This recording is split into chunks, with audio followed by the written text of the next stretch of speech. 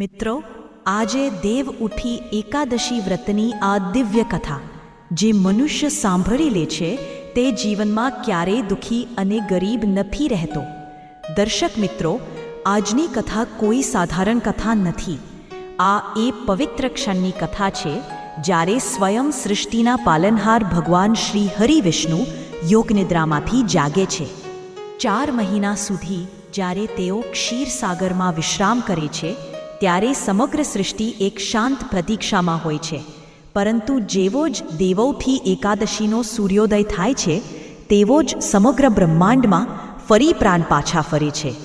આ એ જ દિવસ છે જ્યારે ભગવાન વિષ્ણુનું જાગરણ થાય છે અને તેમના જાગતાની સાથે જ તમામ શુભ કાર્યોની ફરી શરૂઆત થાય છે.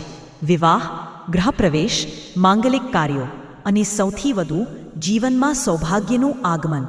કહેવાયું છે કે જે વ્યક્તિ આ દિવસથી તે શ્રદ્ધા અને ભક્તિથી વ્રત રાખે છે અથવા કથા સાંભળે છે તેના જીવનમાંથી માત્ર દરિદ્રતા જ નથી મળતી, પરંતુ તેના પર માતા લક્ષ્મીની કૃપા સ્થાયી રૂપથી થઈ જાય છે.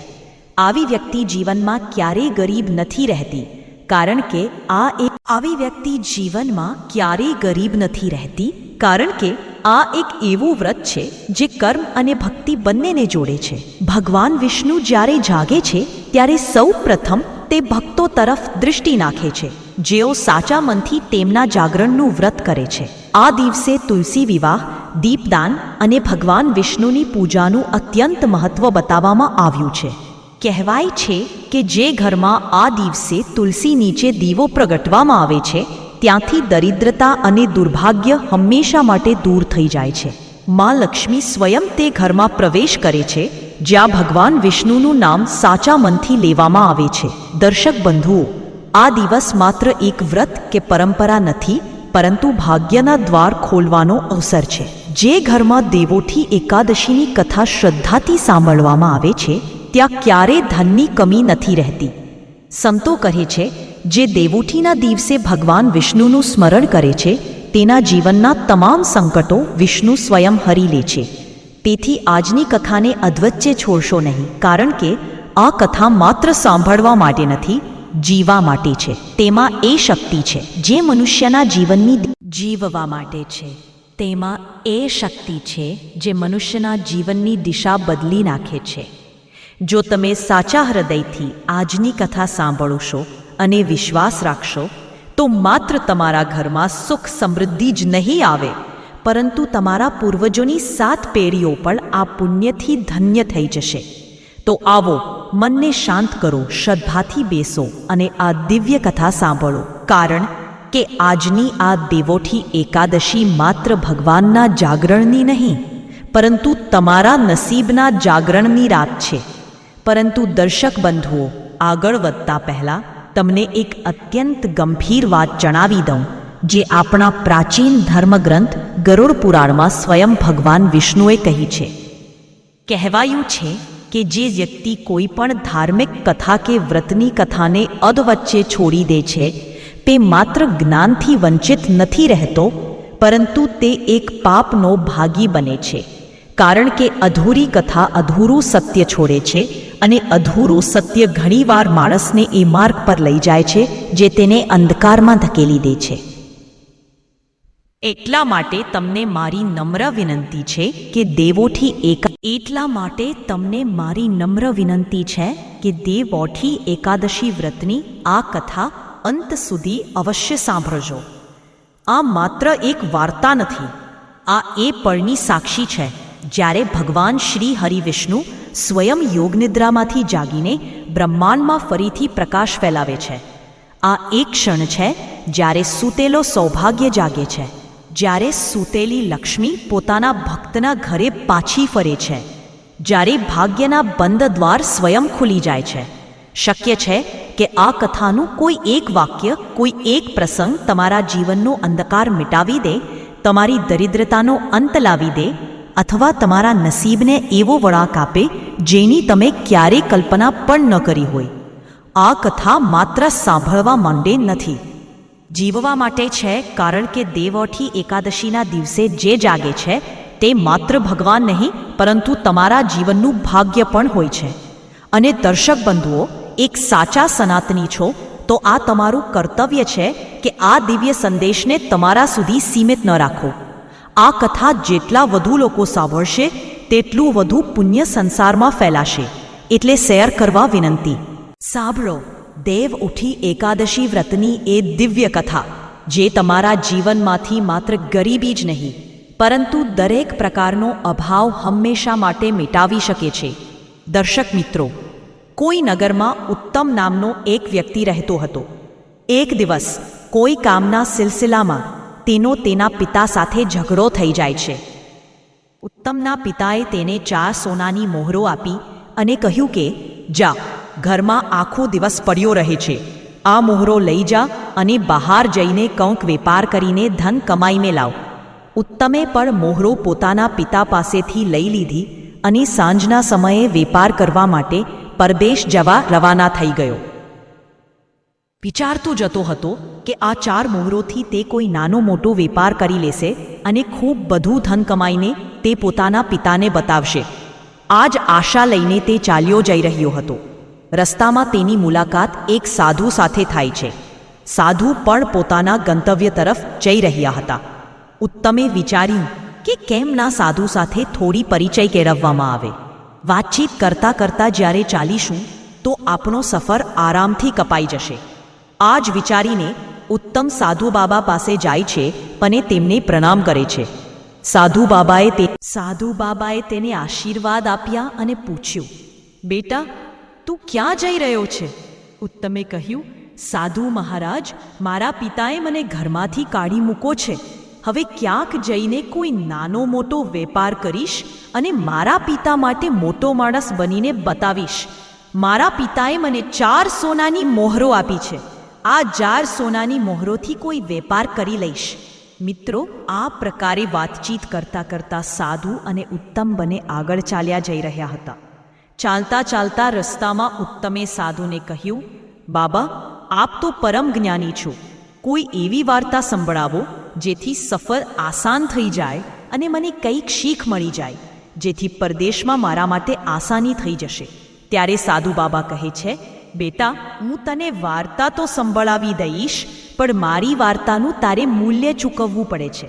એક વાર્તાના બદલામાં હું તારી પાસેથી 1 સોનાની મોહર લઈશ. બોલ, શું તું તૈયાર છે? સાધુની વાત સાંભળીને ઉત્તમ વિચારવા લાગ્યો કે મારા પિતાએ મને 4 સોનાની મોહરો આપી છે. જો આમાંથી 1 મોહર હું સાધુને આપી દઈશ તો હું વેપાર કેવી રીતે કરીશ? પછી વિચાર્યું કે સાધુ મોટો બુદ્ધિમાન લાગે છે અને લોકો કહે છે કે વિદ્યામિત્રમ પ્રવાસેશ, વિદ્યામિત્રમ પ્રવાસેષુ, ભાર્યામિત્રમ ગૃહેષુ, વ્યાધિતસ્ય ઔષધમ મિત્રમ, ધર્મો મિત્રમ મૃત્યસ્ય ચ. પરદેશમાં રહેનારનો મિત્ર વિદ્યા હોય છે, ઘરમાં રહેનારનો મિત્ર સ્ત્રી પત્ની હોય છે, રોગીનો મિત્ર દવા હોય છે, મૃત્યુ પામનારનો મિત્ર ધર્મ હોય છે. અને કહ્યું પણ છે કે વિદ્વાન માટે કોઈ જગ્યા પરદેશ નથી હોતી. મહેનત કરનાર માટે કોઈ કામ મુશ્કેલ નથી હોતું. સાહસી માટે કોઈ લક્ષ્ય દૂર નથી હોતું. મીઠું બોલનાર માટે કોઈ પરાયું નથી હોતું. જો તમારી પાસે બુદ્ધિ અને વિદ્યા છે તો તમે પરદેશમાં ગમે ત્યાં સુખપૂર્વક તમારું જીવન વિતાવી શકો છો. આ જ વિચારીને ઉત્તમે એક સ્વર્ણ મુદ્રા સાધુને આપી દીધી અને કહ્યું, મહારાજ, આપ મને વાર્તા સંભળાવો. હું તમારી વાર્તાનું મૂલ્ય ચૂકવવા માટે તૈયાર છું. ગીત બોલ્યું, હે પ્રિય. ત્યારે ચાલતા ચાલતા સાધુએ તે યુવક ઉત્તર મને કંઈક ઉપદેશ આપવાનું શરૂ કર્યું. સાધુ બોલ્યા, પુત્ર, તને હું જે વાત બતાવવા જઈ રહ્યો છું, જો તે આ વાત પર અમલ કરી લીધો તો આ તારા બહુ કામ આવવાની છે. સાંભળ, ઓ પરદેશમાં વેપાર કરવા જઈ રહ્યો છે તો તું મારી એક વાત ધ્યાન રાખજે. જો પરદેશમાં તને કોઈ ઠીકઠાક વેપાર ન મળે તો તું ખાલી ન બેસતો. જેવું કામ મળે તે કામ પકડી લેજે. આ પરદેશમાં રહેનાર માટે પહેલો અને અનમોલ મૂળમંત્ર છે. ખાલી બેસવાથી પરદેશમાં પોતાના કિસ્સામાંથી જ ધન ખર્ચ થાય છે.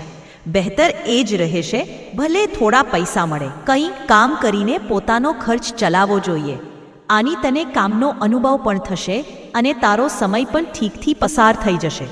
ઉત્તમે કહ્યું, ઠીક છે બાબા, હું તમારા ઉપદેશ પર જરૂર અમલ કરીશ. હવે આપ વાર્તા સંભળાવો. મહાત્માજી બોલ્યા, બેટા, વાર્તા તો પૂરી થઈ ગઈ. હમણાં મેં તને આ વાર્તા જ સંભળાવી હતી. ઉત્તમ કહેવા લાગ્યો, સાધુ બાબા, આ કેવી વાર્તા હતી જે જરા વારમાં પૂરી થઈ ગઈ? આ તો તમે મને ઉપદેશ આપ્યો છે, મને કોઈ વાર્તા સંભળાવો નહીં. સાધુએ કહ્યું, જો તું બીજી વાર્તા સાંભળવા માંગે છે તો એક સ્વર્ણ મુદ્રા તારે હજુ આપવી પડશે. હું તને બીજી વાર્તા સંભળાવીશ. મિત્રો, ઉત્તમે થોડો વિચાર કર્યા પછી એક સ્વર્ણ મુદ્રા સાધુના હાથ પર મૂકી દીધી અને કહ્યું, બાબા, હવે મને વાર્તા સંભળાવો. સાધુ મહારાજે કહ્યું, ઠીક છે, હવે હું તને બીજી વાર્તા સંભળાવું છું. ધ્યાન દઈને સાંભળ. બેટા, પરદેશમાં રહીને ક્યારેય કોઈ બીજાની વસ્તુ પર હડપટ કે પ્રપંચથી પોતાનો અધિકાર ન કરતો. બીજાની વસ્તુને હંમેશા માટી સમાન સમજીને ચાલજે. ક્યારેય કોઈ ચીજ પર નિયત ખરાબ ન કરતો. ઉત્તમે કહ્યું, ઠીક છે બાબા, હું એવું જ કરીશ. હવે આગળ સંભળાવો. સાધુ કહેવા લાગ્યા, બેટા, વાર્તા તો પૂરી થઈ ગઈ. આટલી જ વાર્તા હતી.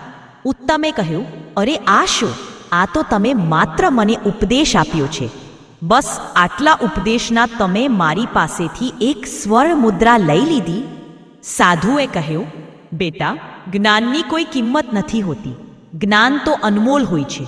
જ્ઞાનની કિંમત ત્યારે ખબર પડે છે જ્યારે મનુષ્ય વિપત્તિમાં પડે છે અને એ જ જ્ઞાન તેને વિપત્તિમાંથી ઉગારી લે છે. ઉત્તમે કહ્યું, ઠીક છે બાબા, ઉપદેશ જ સહી. હું તમને એક સ્વર્ણ મુદ્રા હજુ આપું છું. તમે મને એક ઉપદેશ એશ આપો. એમ કહીને ઉત્તમે એક સ્વર્ણ મુદ્રા સાધુના હાથ પર મૂકી દીધી.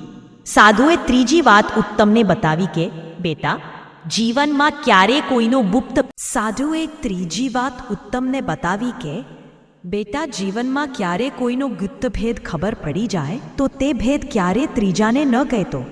આ સૌથી અનમોલ શીખ છે.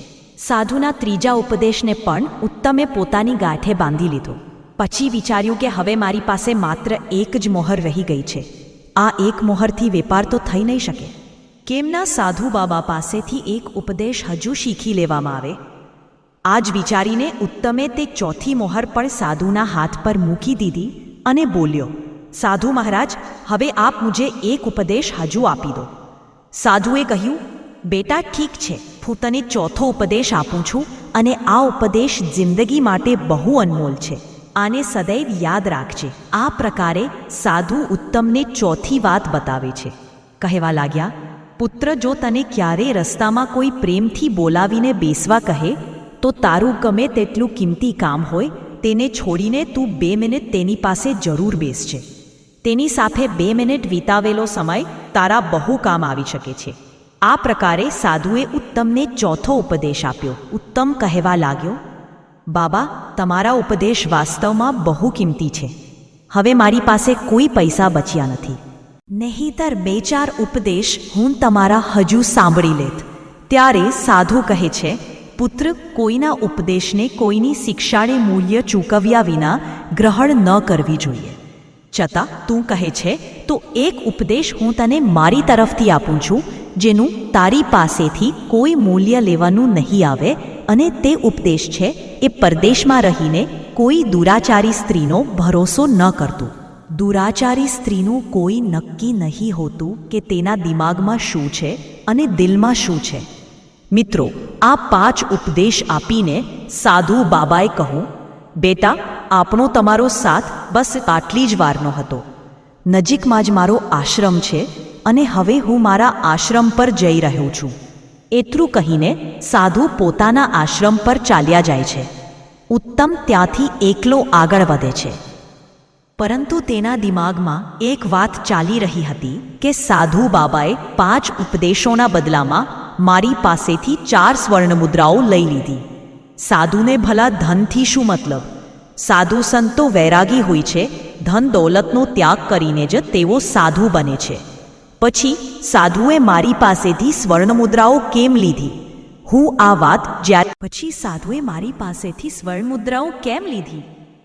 આ વાત જ્યારે પાછો ફરીને મારા નગર જઈશ ત્યારે સાધુને જરૂર પૂછીશ. પછી વિચાર્યું, ચાલો, જે પણ હોય, સાધુની આ 5 વાતો બહુ જ કિંમતી લાગે છે. હું આને સદૈવ યાદ રાખીશ.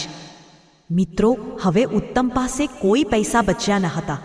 હવે તે એ ચિંતામાં હતો કે પરદેશમાં જઈને તે શું કરશે, શું ખાશે, કેવી રીતે પોતાનો વેપાર શરૂ કરશે. આ જ બધી વાતો વિચારતા વિચારતા તે એક નગરમાં પહોંચી જાય છે. નગરમાં પહોંચીને તે કોઈ નોકરીની તલાશ કરવા લાગે છે, કારણ કે ધન તો તેની પાસે હતું નહીં. વિચાર્યું કે કોઈકની નોકરી જ કરી લઈએ, કારણ કે સાધુ બાબાએ પણ કહ્યું છે કે પરદેશમાં ખાલી ન બેસવું જોઈએ.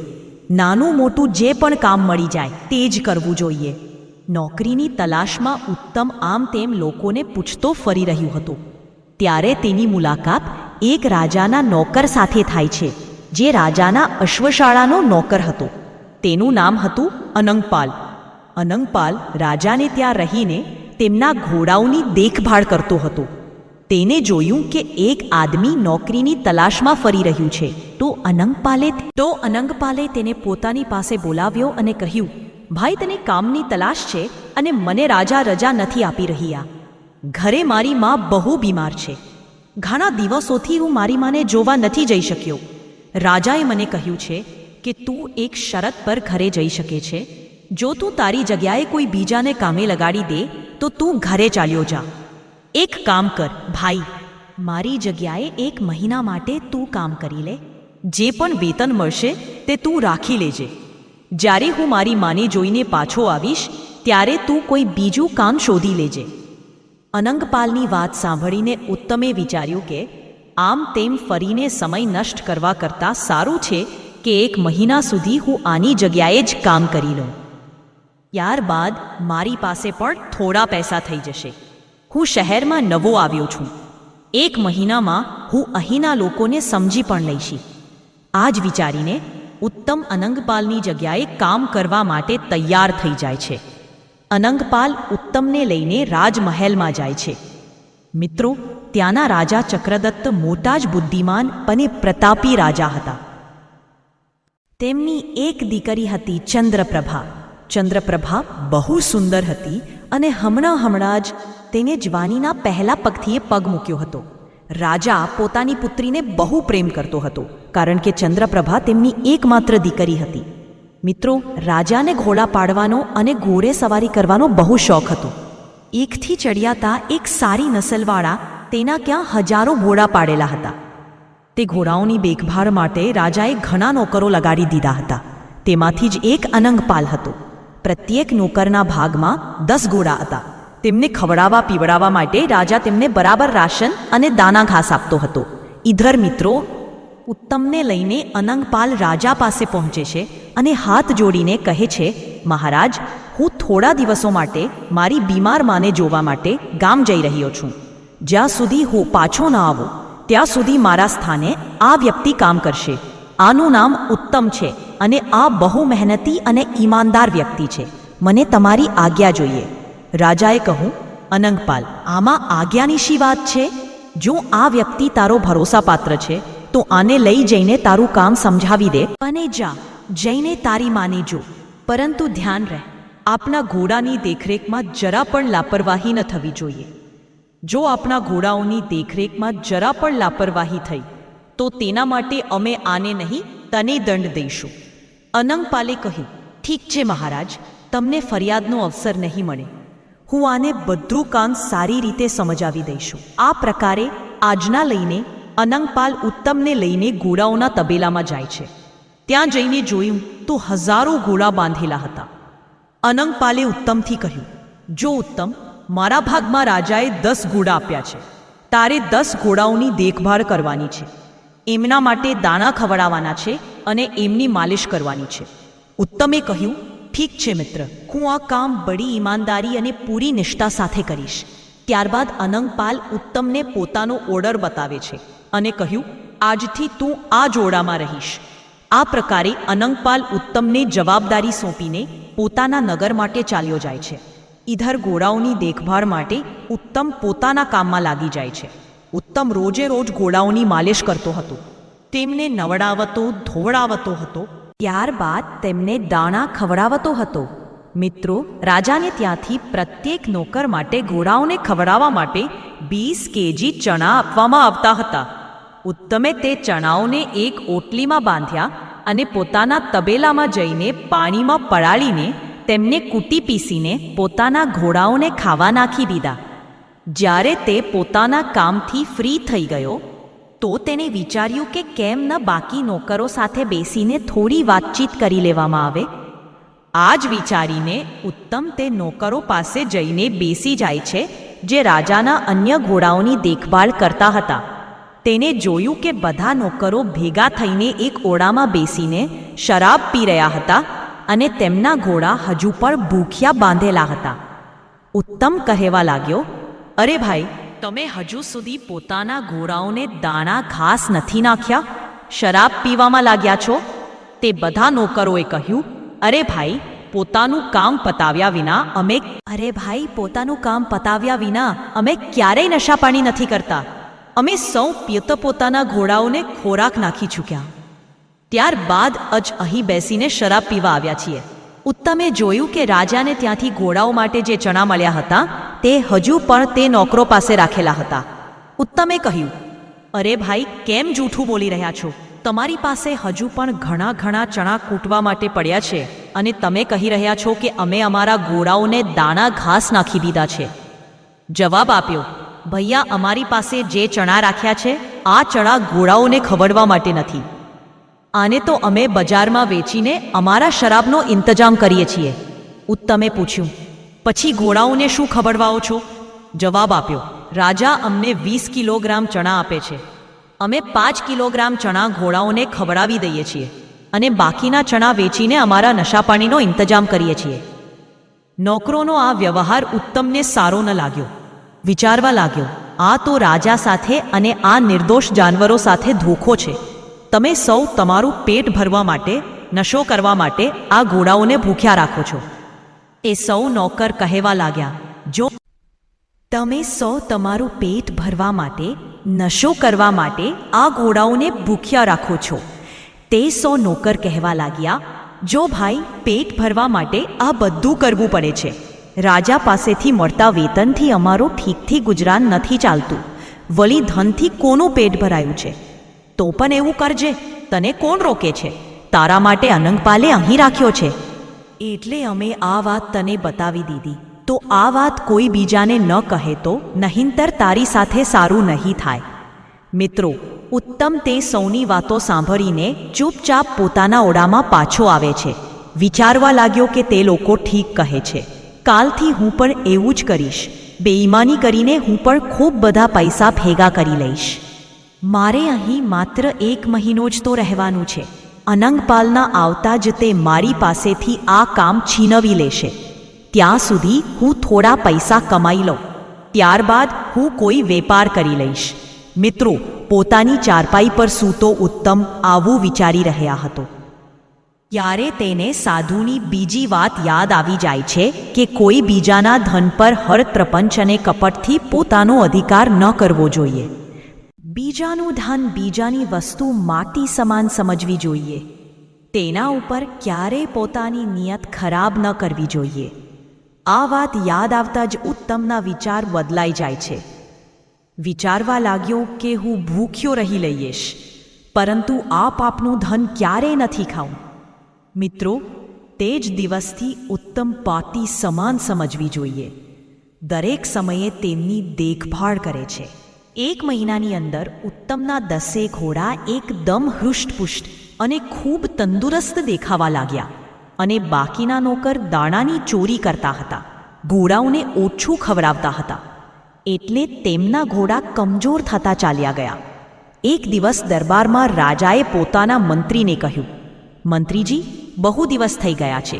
મેં મારા ઘોડાઓની દોડ નથી જોઈ. તમે નોકરોને સૂચિત કરી દો કે તે સૌ પોતાના ઘોડાઓને લઈને મેદાનમાં આવી જાય. કાલે હું ઘોડાઓની દોડની પ્રતિયોગિતા રાખીશ.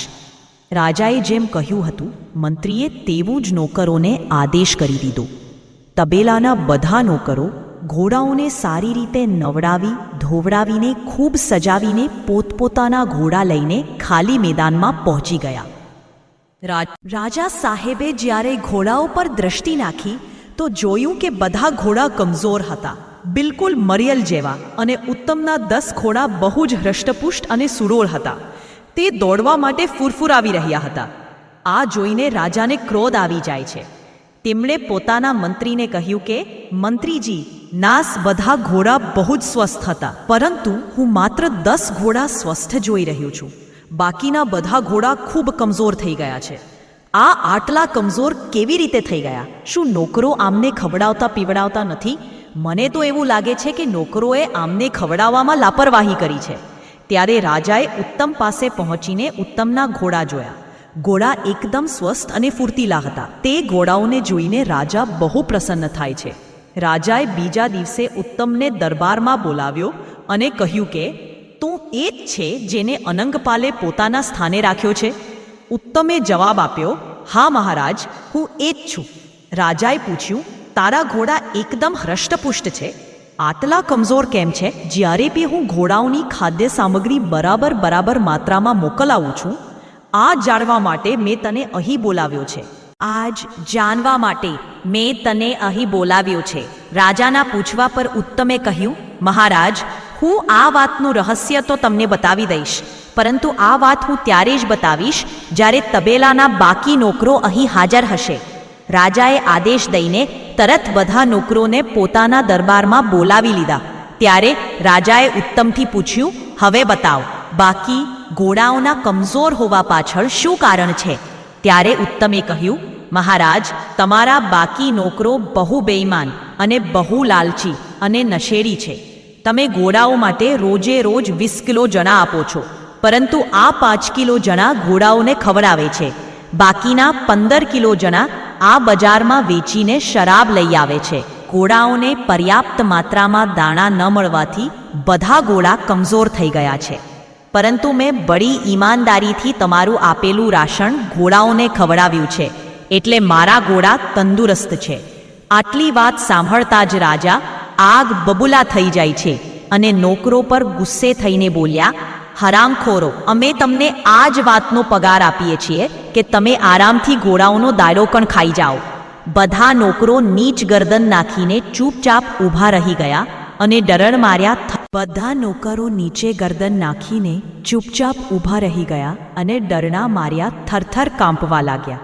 કહેવા લાગ્યા, મહારાજ, અમને ક્ષમા કરી દો, અમારાથી બહુ મોટી ભૂલ થઈ ગઈ છે. હવે અમે ફરીવાર આવું નહીં કરીએ. રાજાએ કહ્યું, નહીં, હું તમારા સૌની ગરદન તલવારથી હમણાં ઉડાવી દઈશું. તમે અમારી સાથે ધોખા કર્યો છે.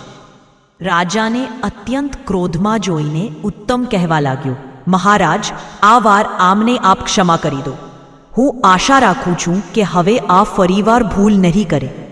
ઉત્તમના કહેવા પર રાજાએ તેમને ચેતવણી દઈને છોડી દીધા. મિત્રો, ઉત્તમની ઈમાનદારીને જોતા રાજાએ ઉત્તમને શાબાશી આપી અને તેને તબેલાના મુખ્ય નિરીક્ષક તરીકે નિયુક્ત કરી દીધો અને કહ્યું કે આજથી તારું કામ આટલું છે કે તું આ સૌ પર નજર રાખીશ.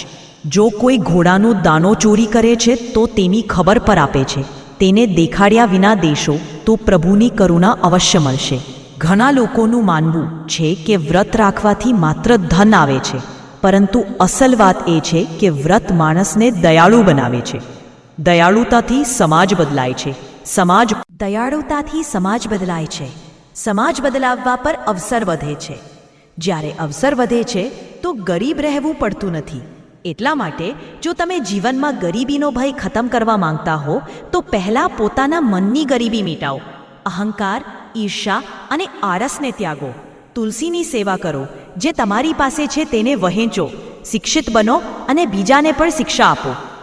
આ જ તે રાહ છે જે દેવોથી એકાદશી આપણને દેખાડે છે. અંતમાં યાદ રાખો, કોઈ પણ વ્રતનું અસલી ફળ ત્યારે જ મળે છે જ્યારે તેને સાચા મન અને સાચા કર્મથી જોડવામાં આવે. જેમ માધવીએ કેવળ વ્રત ન રાખ્યું, તેમણે પરિશ્રમ કર્યો, બીજાની મદદ કરી અને સત્સંગમાં સમય વિતાવ્યો. ત્યારે જ જીવનમાં સ્થાયી સમૃદ્ધિ આવી. તમે પણ આજથી દ્રઢ નિશ્ચય કરો. વ્રત માત્ર નિયમ નહીં, બલકે જીવન બદલવાનું સાધન બનશે. તો મિત્રો, જો આ માહિતી તમને ગમી હોય તો વિડીયોને લાઈક કરી અને ચેનલને સબસ્ક્રાઈબ પણ કરી દેજો, કે જેથી કરીને અમે રોજ જ્ઞાનના નવા વિડીયો લાવતા રહીએ. આવજો મિત્રો. જય માતાજી.